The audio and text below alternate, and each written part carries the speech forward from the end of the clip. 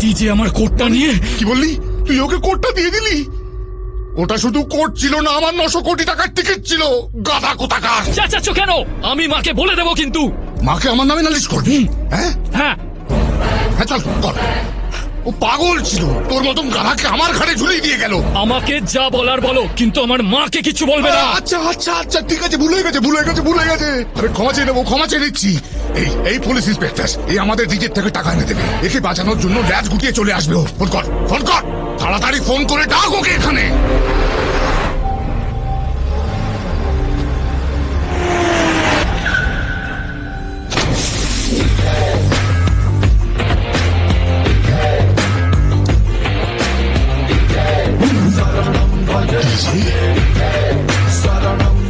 যেদিন আমার সামনে আসবি, নিজের হাতে তো শ্রাদ্ধ করবো।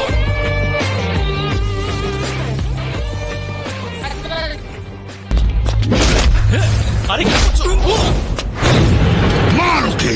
তোকে আমি বিশ্বাস করেছিলাম আর তুই আমাকে ঠকালি। আরে শোনো, আমি